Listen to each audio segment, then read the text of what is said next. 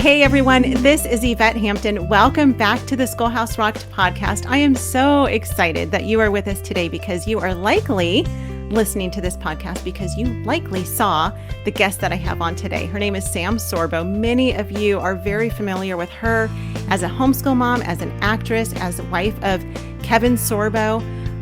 She is just an amazing mom, an amazing wife, and she is such a blessing to me. Sam, welcome to the podcast. Thank you so much for having me. Yeah, and welcome Abby too. I've got my co-host here with me as well. So that I'm here, and I'm so excited to get to know you a little bit better and be encouraged. It's fun. It's just like us girls, just sitting right. We need our cup of coffee, right? I know. We have a neat story of when we got to actually meet you, Sam. You are a really important part of Schoolhouse Rocked, the movie. And it was about 2 years ago, several people had said to us, you really need to try to get Sam Sorbo in this movie. And I felt like, I don't even know how to get a hold of Sam Sorbo. So one day Garrett just said, I really want you to try to reach out to her because I'd really like to get her as part of the cast. And so I said, okay. So I found samsorbo.com and I went onto your contact me page, sent you an email. And every time I do that, I always just assume it's going to go into this big black hole of emails that someone's not going to, no one's going to see it, at least not the person I'm trying to reach. And a couple of hours later, you called me. And it was so funny because my phone rang and I was expecting another call at the time from someone whose number I didn't know. So I didn't expect to recognize the number. So I picked up the phone. I said, hello. And you said, hi, this is Sam Sorbo. And it was so funny. I actually said, oh, hi, Sam. Could you hold on just 1 second? And I put you on hold. And I looked at Garrett and I said, it's Sam Sorbo. It was so funny. And then I calmed myself down. And you and I from there had a great talk. I think we talked for about an hour about our families and homeschooling and culture and all things related to those three things. And it was so neat to get to know your heart. And that made me even that much more excited about having you as part of the movie. Can I be perfectly frank? Yes. I had heard about the movie and I don't know if I'd seen stuff, but I'd heard about it. I knew some people who had done the movie and stuff. And I was like, I want to be in that movie. So when you reached out, I'm like, yeah. Yes. And I had just started this sort of new thing where I pick up the phone now because I'm so tired of the texting and the email and blah, blah, blah.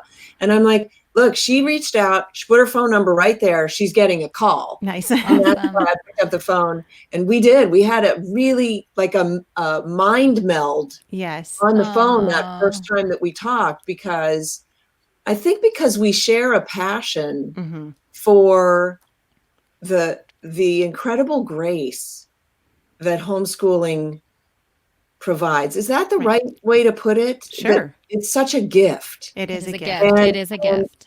We feel like we've figured out sliced bread. We've got the wheel. It's the most amazing invention, right? Right. And so when you find somebody who's like-minded, you just want to hug them. In fact, I think when you came to the house, I just hugged you. I'm like, hey, you're here. Yes. Yeah. So yeah. No, there is a connection between moms that choose to school and to raise their own children. There is such a deep connection because it's a commitment. It's a beautiful commitment, and like you said, it's the greatest gift. It is absolutely next to marriage. It's the greatest gift. On the flip side, it's sort of like, I don't want to say that we're ostracized, but we're sort of on the outside, and so there's the mainstream people who send their kids to school, and then we're the other. And so when we meet people who are like us, there's an instant camaraderie, and it's such a gift, homeschooling, that we feel like we've got that special sauce, or we've figured something out, like it's the worst kept secret or something. So. Right. Well, Sam, you and Kevin are from Hollywood, and so this is the great analogy is that when you see a good movie, like an excellent movie and you want to tell everyone about it, like God's Not Dead. It's just such a good movie. Or Let There Be Light. You see a great movie and then you want everyone to see it. So you tell all of your friends, you've got to go see this movie. It's so good. And you get excited about it. That's how I feel about homeschool. I mean, that's why we're making a movie about it. That's exactly why. That's why we do the podcast. It's why we're doing the movie. It's why we are doing the Homegrown Generation Family Expo, because we want to share the goodness that we have discovered. And recognize that there are people who don't want you to share that. Yes. Right. And so unlike movies, like for the most part, it's like, if you like the movie, then go ahead and tell anybody. But if you like homeschooling, there are people out there saying, no, don't do it. Or anyway. So, Well, I think oftentimes, and I don't know if you find this to be true, I think oftentimes the reason that people don't want us to talk about it with them is because they don't have that conviction and they don't want to feel convicted or guilted over the fact that they are not homeschooling. So Abby, do you find that to be true? Yeah, I do. I do find that to be true. As I talk to older generation homeschoolers, I feel like it's totally shifted. They used to get the, oh, don't do that. That's so terrible. And now I almost feel like people are like, oh, aren't you lucky to be able to do that? But I never could because of A, B, and C, and D. Right. Or on the other part, I sometimes get is, oh, you think you're better. And that part breaks my heart because not at all do I think I'm better. I do. But you are. But I mean, I do with my heart and soul, and even with God's word, believe this is God's best design. This is God's best way to raise our children. Do I think I'm a better person or a better mom? No, but I do believe, and God's word says this is God's best design to raise our own children. He gave us these children to raise. Yes. But I think it's different than it was back on the day of like that this is a bad thing to do. Now it seems like people are almost slightly envious that we get to spend as much time as we do together as a family. Yeah. Yeah. And that actually segues perfectly into Sam's book. You actually have a couple of books. And the first one that I really became familiar with was called Theyre Your Kids, an inspirational journey from self-doubter to homeschool advocate. So I would love to talk about that. Let's have a quick break and then let's come back and talk about that book. Okay, we're back, and Sam, we had just kind of segued into your book called "They're Your Kids," and I love the name of that book because that is what when we were getting ready to put our kid, there it is. When we were getting ready to put our kids in school, my husband said, God gave us these kids to raise. He didn't give them to everybody else to raise. They're our kids, and we need to raise them. So when I first saw the title of your book, I'm like, that was the line, the catching line that kept our kids home with us to raise. So excellent name. So tell us a little bit about that book. That's awesome. So I started homeschooling after my son finished second grade, and the school just wasn't getting the job done. They just weren't doing what I expected them to do, which wasn't that much, frankly. But they were getting too much just really wrong. And so I just made the leap and I said, okay, I'm going to do this. And at that point, I decided to start blogging about it. And the longer I chose. So that first year, I did it until Christmas. And then I said I was going to reevaluate, but I knew already I wasn't going to go back. So the first year was great, hard, not like, oh, this is easy, I've got this all covered. I was the young homeschooler, so I tried to do everything. I checked off every box, so it was labor intensive. And of course I had my third grader, a first grader, and a toddler. And you were in the trenches. And I began learning so much, which I had not expected, right? Because I was done. I went through high school. I finished. I went to college. I was done. So why was I learning all this stuff? And yet my kids were teaching me so much, and I was learning so much that put me in the position of being able to tutor them and stuff. And second year, I put them back into a little Christian school that had a hybrid program. It was a classical Christian modeled school. And it was a disaster. And the day that I dropped them off, I cried my eyes out. And the weird thing is this, and this is really the reason that I wrote the book. I brought my kids in, and my second child was not a great reader, but he was a little mathematician. He was like a human calculator. Like he loved math. And so I had allowed him to work ahead in math, and I'd had to tutor him a lot in reading because he was just abysmal. And at that point, so he was in second grade. And so I brought him in, and the gal said, okay, we're going to test him to see where he lines up with what students, right? And she comes back and she says, okay, so you're right. Cause I was like apologetic. I said, he's great in math. He's advanced in math, but he's remedial in reading. Don't hit me. Like, don't, She comes back and she says, so you're right. He's testing at about a 4th grade level in math. And I'm like, yeah, on, right? She said, but he's reading at about a 5th grade level. And I said this. I said, so I'm the one with the problem? And she said, yeah, I think so. I was just like, but here's the thing, right? I made the rules, and the rule was I was dropping the kids off that day. So it never even occurred to me, hey, look, you're vindicated. You're doing fine. Good job, Mom. Keep up the good work. Take the kids home and keep going. I didn't. I dropped them off. And the rest of the story's in the book. It didn't end well. I lasted 6 weeks, and then I stopped, and I brought them back home. And somebody said to me about a year later, like, it took me a while to process what had happened. And somebody said to me, like so fast, said, isn't it wonderful how God allowed you to make that mistake to teach you that you are enough? Wow. Yeah. And that was a huge, huge lesson. So after that, I didn't look back, right? But before that, you can't help it. You look back. And the reason is because the system has taught you that you're not enough, that you're inadequate, that you can't. In fact, the system has taught you everything that you can't do, because you can't do anything that you haven't been formally instructed to do by a teacher standing at a blackboard. Like, this is the paradigm. This is how you learn. And everything else is not learned, right? And so we have this weird, honestly, it's like we've been brainwashed. We have this odd sort of idea of what is really education. And so I got to tell you, like, I have a new initiative now to revamp the way that we even define the word education. In fact, I may have a way to put it into the political campaign this coming year. And I'm very excited about that, because people need to re-examine what constitutes education, what counts for education. We saw all these, the parents that are being indicted for purchasing their children's way into college. And so really, what is a college degree worth if all it takes is some cash that your folks have to get you into the school of your choice or the school of their choice? We've seen that. More recently, there was a young man who they found out his parents had bought his way into school, and they were considering rescinding his degree.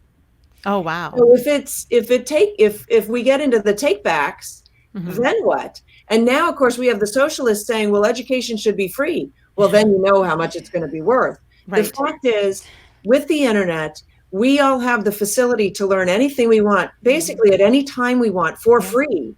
Right. For the most part. Like, it's insane. So education is in the offing. It's out there for the taking. And we need to get away from this old, dead paradigm of sending your children into an institution. It's killing our young men. It's just destroying them. Because it's not geared to young men. Young boys, little boys should be outside. Absolutely. Digging up critters. Yes. Sure. I believe. And on that point, Sam, it's really important, and we talk a lot about this on the podcast, in that the whole idea of raising up our kids and homeschooling them is to teach them how to learn and to teach them to love learning. It's not just an issue of teaching them a bunch of facts, pouring it into their brains so that they can then go off and rattle them off on a test and mark all the right check boxes. It's really teaching our kids how to be lifelong learners, because, like you said, the internet is full of all sorts of information that our kids can contrive. But first of all, they need to have the discernment to know what is real information and what is false information. And where that comes from too is that takes us back to the Word of God. Are we training our children up in discernment and in wisdom and teaching them how to be wise and how to discern right from wrong? Because just because Facebook says it or the internet says it or your friends say it certainly does not make it true. And we're seeing that all around culture right now. And that, this whole new generation of kids has been raised up and they have no idea what they believe, but they've got degrees and they've got a piece of paper and they've got, $60,000 in debt to tell them that they have this great education and they don't know anything. What's worse is they don't know how to find joy. Mm-hmm. So I just want to go step back for a minute because we say that it's our job to teach our children to love learning. The fact is, no teaching required. Children love learning. Yes, totally. They're innately curious and they're innately creative. And there's a great TED Talk. Well, the first half of it by Ken Robinson. I think it's been viewed 64 million times. Oh wow! Wow. And he talks about the death of creativity, how schools basically kill creativity because you need to get it right. And the only way to be able to get things right is if there's a culture of the ability to fail, like that embraces failure as a way of getting to the right answer, right? Mm-hmm. We don't have that. If you get it wrong, it's a red check mark, it's a cross out. Well, now they don't even discern between right and wrong. As long as you feel good about the answer, it's cool. Like crazy stuff. So our job is actually even easier because all we're supposed to do is inspire the children towards their goal of learning, towards their creativity. And so that's the wonderful thing. But now we've got these kids who have grown up in this environment where there is no right and wrong. There is no moral yardstick for them. They've been taught everything but Christianity. Mm-hmm. Which is not no religion. Let's get that straight. Right. It's not that we have no religion in our schools. We absolutely have a religion. It's actually called irreligion now. Mm-hmm. It's the combination of atheism and agnosticism, and it's irreligion, and it is the antithesis of Christianity or Judeo-Christian principles. And what the reason that I'm so desperate to get the word out is because our freedom is completely intertwined with our Christian faith, our Judeo-Christian faith. Yes. And so as we lose the faith in our culture, we lose our freedom. Wow. Because they don't have the same value as they did. And so we will squander them. So can I repeat that? As we lose the faith, repeat that. We lose the freedom, right? As we lose our faith, it's powerful. We will lose our freedom. That's just because they're completely intertwined. Yeah. And it's a very powerful thing. And people who have no faith have no concept of what that is. So they'll squander it freely. Right. That's why you see so much selling out, without that foundation of a faith, you'll sell out to the highest bidder, the dollar, the almighty dollar, or whatever they're going to offer you. Yeah. Yep. That's right. Let's close out this episode. And let's continue on, for part 2 on Wednesday, because I want to talk more about this, but we are out of time for this one. So, Sam, for those listening to this one, where people can find out more about you at samsorbo.com, correct? At samsorbo.com. And I do have a new book coming out, so I'll just throw that up there. It's called True Faith. This is my mock-up, so it's not a real copy, but it's wrote it with my husband, Kevin. Talks about marriage, movie making, and miracles. Oh, my. What if we come back on Wednesday and we talk a little bit more about that book? I would love to. So let's go do to that. samsorbo.com for all the information you need. All right. Awesome. Sounds great. Thank you guys for listening. We will see you back here on Wednesday, and have a great day. Thanks for having me. Okay. And now go change your shirt. It's Wednesday. Just kidding. I'm just kidding. Marriage, movie making, and what? Marriage and movie making and miracles, oh my. I love it. The subtitle is actually Embracing Adversity to Live in God's Light. Love it. Oh, I like that. Okay. It was a tough choice. All right. Part 2. You guys ready? Yeah, sorry I had to go. No, that's good. Are you okay? Do you need water? Yeah, I'm fine. I tried to sneak so no one would hear it. Okay. I'm good. Do you have water there with you? No. Oh. I'm writing on my notes for next time. Here. Okay. Thank you. She's so generous, isn't she, Abby? Taking some of that Florida water. I'm going to take another drink real quick. Hey, everyone. This is Yvette Hampton. Welcome back to part 2 of the podcast with Sam Sorbo. And we are having so much fun with her. I love talking to you, Sam. I love your heart for families, for culture, for homeschooling, and for your children. It is very evident that you have a deep passion for just changing and shifting the needle a little bit in the direction that our culture is headed. Yeah. And so I want to talk a little bit about that. You actually have a new book that it's just now released called True Faith. And you wrote that with your husband, Kevin Sorbo. Yep. Tell us a little bit about your book. So he right before we got married, Kevin suffered 3 strokes and nearly died. And it was a 3-year recovery. We got married anyway. It was a 3-year recovery. It was a very difficult recovery. He had myriad symptoms that were terribly debilitating. And he battled through. He is the strongest man in the world. He's real Hercules. Right, while he was playing Hercules, exactly. And so I nagged him long and hard, and he finally wrote the book about his recovery because I saw it as a way to minister to people who were also going through hardship, any kind of overwhelming struggle. Right? It's always good to hear someone else's story and say, oh, well, my story's not that bad, or my story's just as bad, but different, but look how they overcame and there's hope for me, that kind of thing. And so this book is sort of the next step in that. So I have a little bit of a bigger role.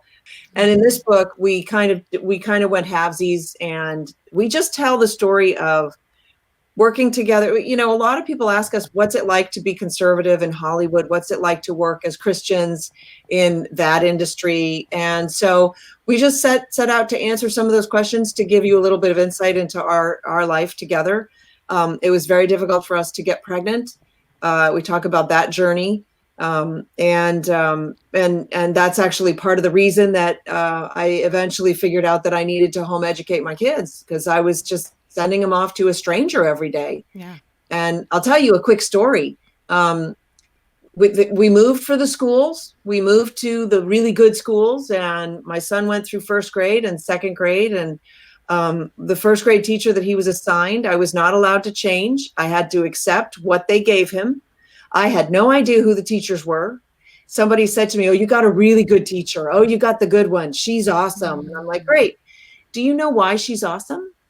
Because she keeps a bowl of candy in her classroom. Oh, gosh. And so all the kids at every age level who know that come and hug her and get a piece of candy. And I didn't realize that was sort of the modus operandi for her until halfway through 2nd grade. And I saw it happen again. And it was just this one time. And I was like it was the 10th time or whatever, but I was like, huh. That's why, you know what I mean? And sure. And then you start discovering other things. And I'll tell you something, if you just take a moment and say, I'm just going to try it for a semester, and the bond you'll have with your child is improved by miles.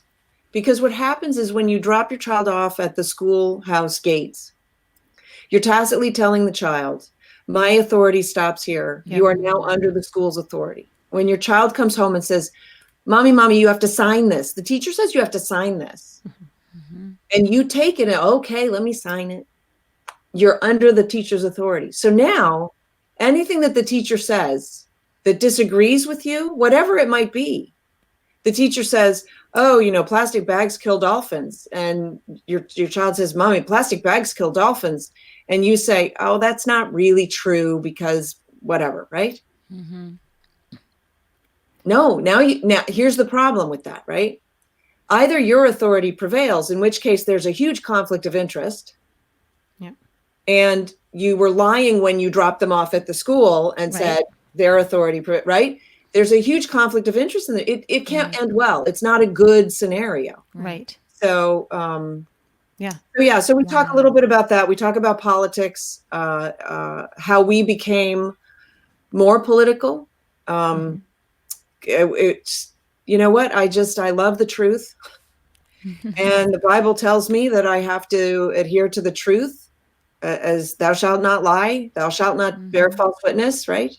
And so we just sort of started to hunker down into our values, and that's what brought us out into the limelight, I suppose you would say, right? And it's sad, the number of people in this nation who are enamored by lies. Yeah. Well, it is sad. And, I want to go back really quick to where you're talking about giving up that parental authority when we send our kids off to school. And it goes so much further and deeper than that. And that in public school, and most parents don't realize this, but when you drop your child off at a public school, and actually I shouldn't just say public, I believe private as well would fall under this, that school becomes their legal guardian during the time that your child is in that school. And that is the reason why in many states, if your 13-year-old daughter goes to their school nurse and says, I just found out I'm pregnant, that school can take that young, innocent girl who doesn't know anything about what she's doing, and they can take her to have an abortion and murder her baby without the parent's consent or knowledge. In the state of California, it is illegal for the school to inform the parents of what has gone on with their very own daughter, because the school has become their legal guardian during the school hours that we've dropped them off. I would actually challenge that to say that you are giving them consent when you drop your kids off, because you said without parent consent, but when I drop my kids off with someone else, I'm handing over my consent. So parents need to also take responsibility to say they didn't do this without me knowing, because when you get handed your child over to them, that's a little bit on you. Right. But guess what? The schools don't actually bear the responsibility for educating the child. And there have been court cases where parents have sued the schools because the children didn't learn to read or what have you. And the judge always sides in favor of the school, that it's the parent's responsibility to teach the child to read. Right. I mean, it's absurd. It's absurd. What kind of subcontractor do you have in your house who leaves you homework? Do you have somebody come clean your house, but she leaves dishes in the sink? Are you, right?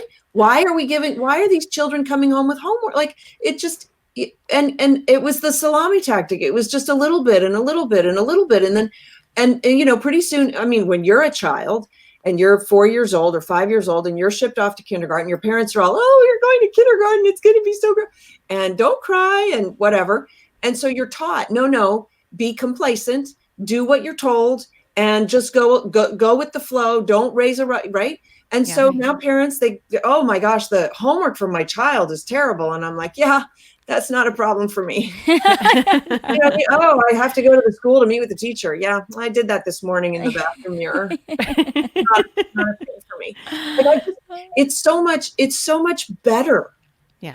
And, we talked earlier about this idea that people look at you like you think you're better than they are. And here's the problem with that.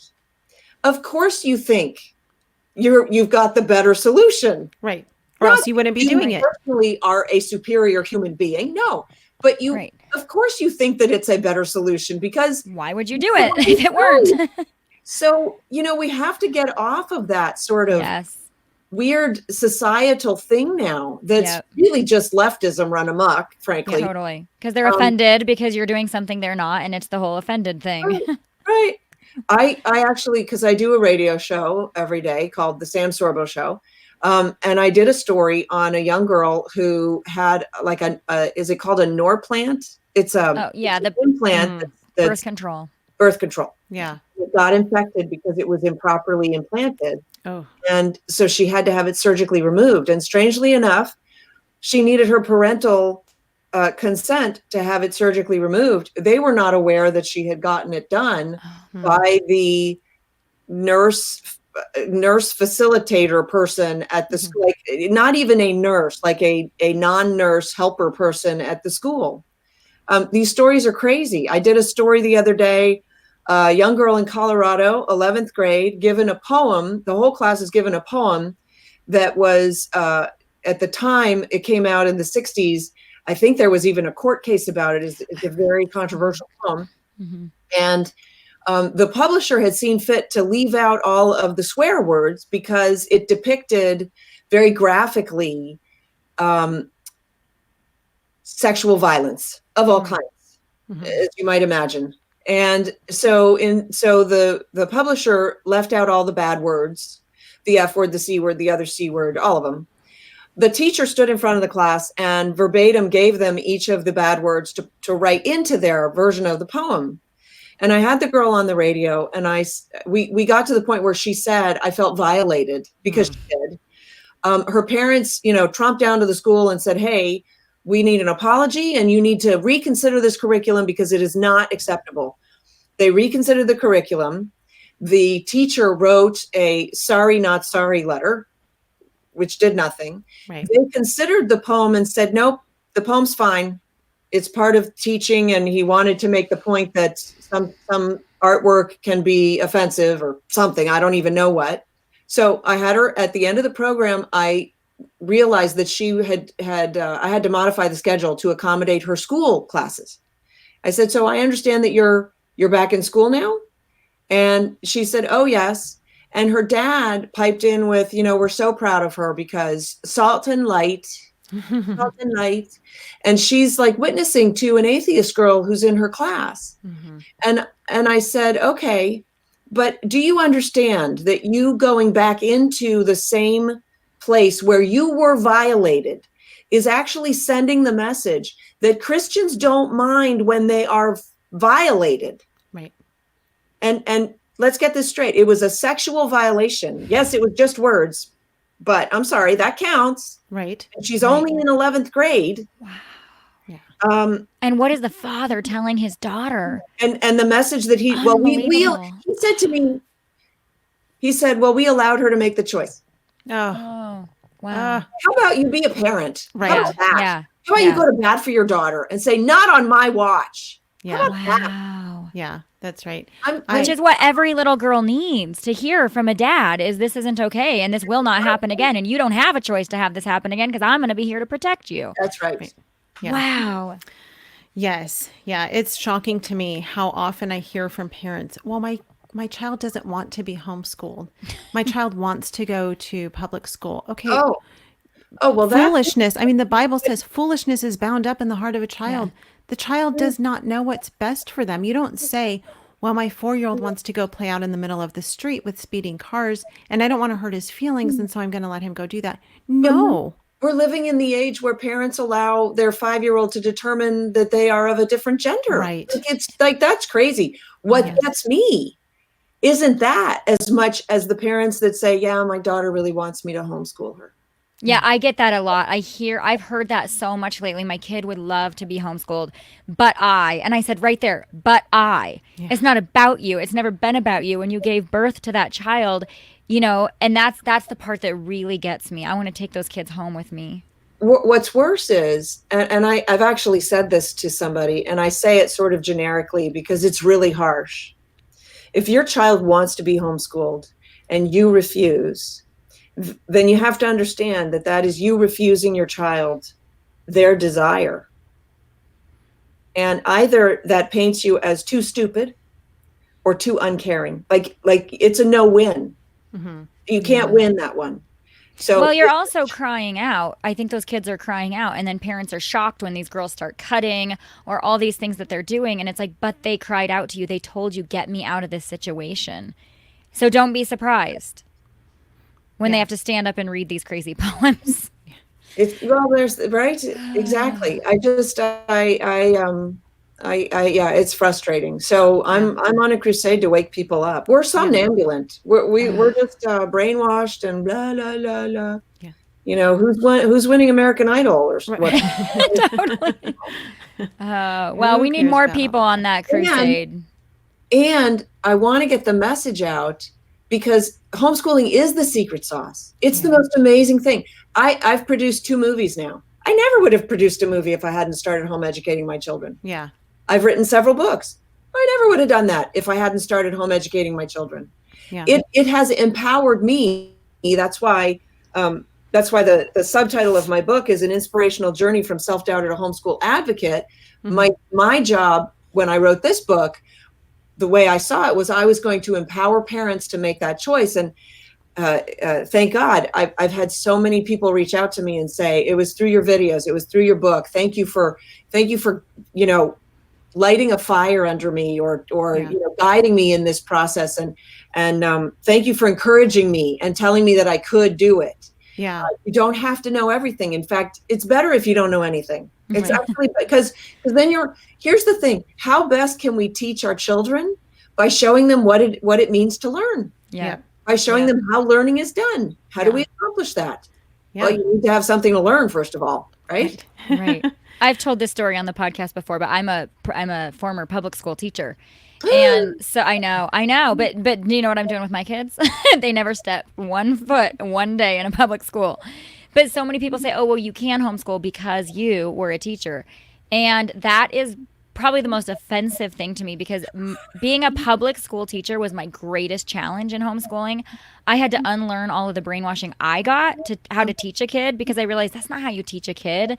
That's how you teach a kid that lives in this box. But when you said it's better to not know everything, I could not echo that more, because I went to 4 years of school on how to teach a kid, and I didn't have a clue how to teach a kid till I came home and learned what it meant to teach a kid.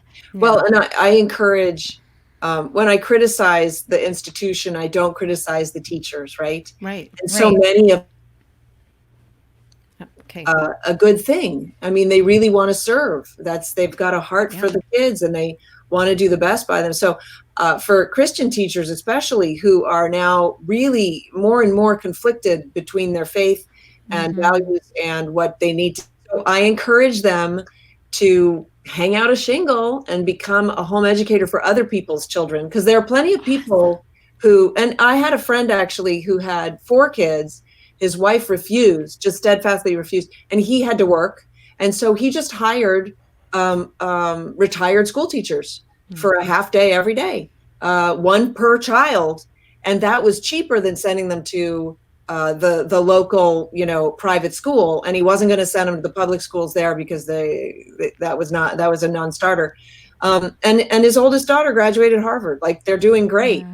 Well, they had private tutors growing up. Like, it's a win-win. Yeah. So if you're a public school teacher and you're getting fed up to here with everything, go into business for yourself. Be an entrepreneur. Yeah, that's why I want to put on the entrepreneurship back in education. Yes, right? We should be teaching self-sufficiency. Yes. Yeah, absolutely. That's great. That's awesome. Well, yep. Sam, I so much appreciate your stance on family and on homeschooling. You and Kevin are a rarity in Hollywood. Garrett worked in the Hollywood movie industry for many, many years, and we saw it firsthand, just like you have. And it's no secret that most marriages in Hollywood fail miserably.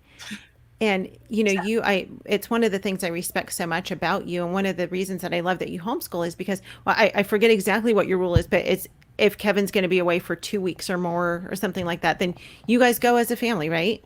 Yeah, we're never separated for more than 2 weeks. That was our rule. Yeah. And I mean, that's amazing. And with the career that he has and the career that both of you have had, that you are able to take homeschooling with you, and you're able to be a family. When we went and filmed with you for Schoolhouse Rocked, we met up with you in St. Pete, Florida, where you and Kevin were both filming a movie there, and it was so much fun. Your kids were there with you. My daughter and your daughter had a great time. Yeah. They spent the whole day together, and I mean, it was just so much fun to just see your family all the way, because at that time you were living in Los Angeles, but you were filming in Florida. So you're all the way on the other side of the country, but your family was together, and you have worked really hard to protect that family unity. And I respect that so much about you, that family is that important to you. And you know what? I think I learned at a fairly young age to prioritize. Mm-hmm.